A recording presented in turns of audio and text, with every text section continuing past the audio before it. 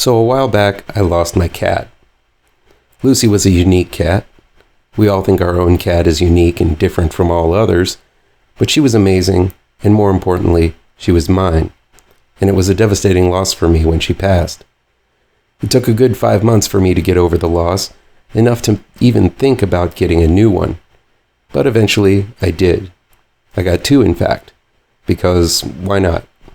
And since then, it's been wonderful seeing these 2 kittens, named Poppy and Willow, grow and experience everything through new and inquisitive eyes, and go through that sometimes arduous task of parenting a kitten again.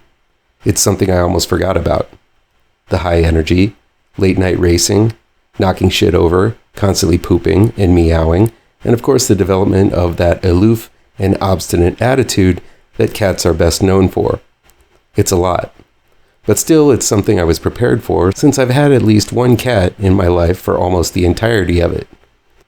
On a related note, newly in theaters, A Quiet Place Day 1 has a cat in it, which means the whole time I was wondering where the cat was and if it was okay during all of the carnage.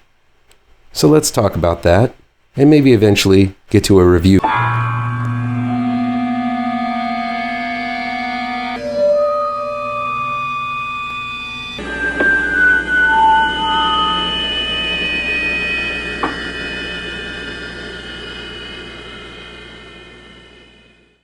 A Quiet Place Day 1 is new in theaters. It's directed by Michael Sarnoski and written by Michael Sarnoski, John Krasinski, Bryan Woods, and Scott Beck. Lupita Nyong'o plays Samira, a woman in hospice, dying of cancer, and dependent on meds to deal with the constant pain. With her support animal Frodo, played by 2 cats named Nico and Schnitzel. Love that word. Schnitzel. Samira agrees to go with a group at the hospice to the city led by Nurse Reuben, played by Hereditary and My Pal Dahmer's Alex Wolff. But this trip to the city is interrupted when the military begins showing up in the background and the alarms go off. The sky is filled with meteors crashing into the city, and on those meteors are the creatures we became familiar with in the first 2 A Quiet Place movies. But this time it's different, as it's the initial onset where no one knows anything about what's going on. It's just the world falling apart in real time. Sort of. Okay, now I guess I'll get to the cat in a minute. But this leads me to the biggest crime A Quiet Place Day 1 commits. Samara is our lead protagonist, in which we experience the entire calamity through. And while the initial seconds occur through her eyes, she's quickly knocked the fuck out, and when she wakes up with a group of survivors hunkered down in a theater, all of them are silent and scared. So basically, they all seem to instinctively know to be quiet so as not to alert the monsters outside. My question is, well, yes, only a few minutes have passed. It seems that it doesn't matter whether this is day 1 or 1 year later when the first movie takes place. All of the knowledge that you need to be silent to survive is learned immediately.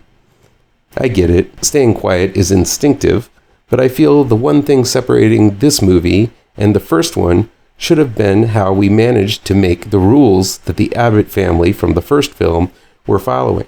But instead, this appears to immediately be common knowledge, and the potential for story is glossed over. Yes, later in the film, the military are announcing that the masses need to be quiet to survive. But in the initial moments, the fact that the monsters are drawn by sound and will tear apart anything that makes a noise is glossed over during the time our eyes and ears to the movie, aka Samira, is knocked the fuck out, and the film fails to deliver the promise of how we would initially deal with the invasion, or more accurately, infestation of Earth by the aliens from Ground Zero. But moving past that failed promise of the premise, I liked A Quiet Place Day 1. It's a film we've seen in many an outbreak zombie movie before it, where everything is normal, and then the world we know it is upended in minutes. All of the initial things are there, characters are developed and then die when they break the established rules. There are those who listen to what the government is telling them, and those who are suspicious and go the opposite way. There are moments where real characters are put to test as to whether they will help others or simply help themselves. And of course, the rules of survival are mapped out for all to follow. It's something you've seen in Night of the Living Dead all the way up to the present, and as an outbreak movie, A Quiet Place Day One works as it ticks all of those familiar boxes. It also gives you some wonderful characters to root for to get through this predicament. Lupita Nyong'o is great as the lead, suffering from both a life-ending illness as well as character flaws which are addressed by the end of the film. She's given up on life and obstinately rebuffs any attempts to connect at the beginning and is challenged with opening up and trusting others throughout the film. She plays a wonderfully nuanced character that stands out from your typical lead heroine you see in movies today. Having given up on Stranger Things, I didn't really have any experience seeing Joseph Quinn, who plays Eric, another survivor who pairs up with Samira later in the movie. He does have a lot of presence and plays second fiddle well. Though I wasn't looking forward to it prior to this movie, I'm interested in seeing what he's going to bring to the character of Johnny Storm in the upcoming Fantastic Four movie. He even looks a little bit like a young Robert Downey Jr. at times. A Quiet Place 2's Dimon Honshu returns, or more accurately, makes his first appearance in Day One as Henry, and while the role is small, he provides some gravitas in key scenes, as does Alex Wolff, who is essential in the development of Samira's character. All in all, these actors elevate what would be a typical outbreak movie into something bigger and more watchable. So let's get to the cat.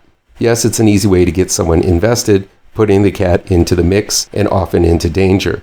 Unless you hate cats. But if you do, you have no soul, and I can't help you there. It also provides a sort of hindrance, as the cat has to be referenced in every scene as to where it is, how it survived, and if and when it's going to come back when it or the leads wander off screen. The whole movie, I was fearful that the cat was going to bite it, though this being a modern movie, I was pretty sure it was going to survive. But in order for that to happen, some mighty leaps in logic have to be hurdled. Samira keeps the cat on a leash at some times, and in a carrier bag at others. Other times she's simply carrying the cat through the chaos in her arms. But as anyone who has had to clip a cat's toenails would know, trying to get a cat to do something, even if it's for its own good, is like, well, herding cats. That term is there for a reason. Cats by nature are independent, and to believe this cat would not only allow itself to be held during a chaotic alien monster invasion, but run off in a crowd and somehow find its way back to Samira over and over again, stretches believability to lengths even my creative mind can't imagine. There are scenes where the cat is taken underwater and remains not only calm, but still stays with its owner without unleashing scratchy vengeance. Sorry man, no way. Not even the most trained service cat, which basically functions as something soft to cuddle with in times of stress, would sit still and remain with its owner. I think you've mistaken those service cats as service dogs. They're a little bit more loyal. Hell, I can't even get my cats to sit with me on the couch for more than 5 minutes at a time. But they're kittens, so I guess they'll grow into it. So while the cat is easy to get you invested in the plight of the characters, the obstacles and the pure nature of the cat makes the inclusion of the cat so heavily into the narrative unbelievable as well as emotionally manipulative. And A Quiet Place Day One is as emotionally manipulated as all get out. While there are some marvelously choreographed scenes of monster mayhem, there is also an abundance of quiet emotional scenes, an overabundance at that. Much of the movie is dedicated to getting to a specific pizza place in Harlem, which has a lot of emotional significance to Samira. That's fine, giving Samira an emotional goal, but I found there to be one or too many scenes addressing Samira's emotional growth by the end of the movie.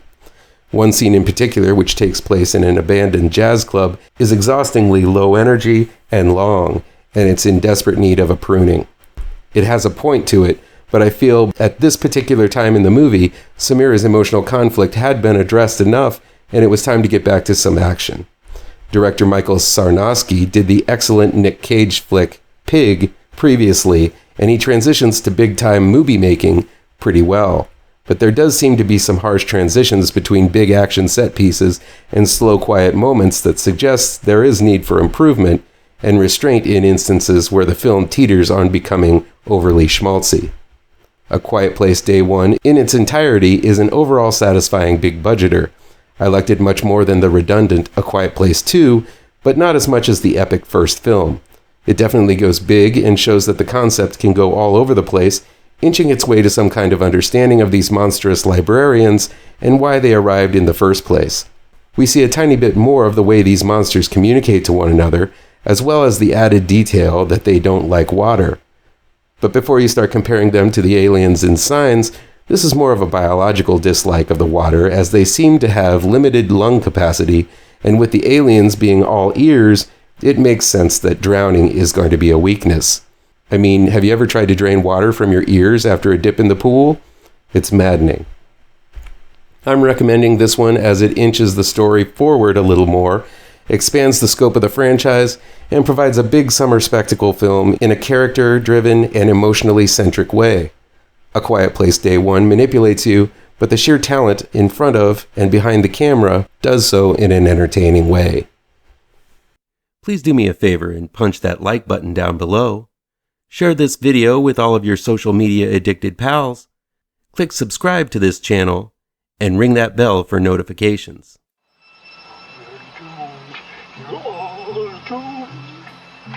You're doomed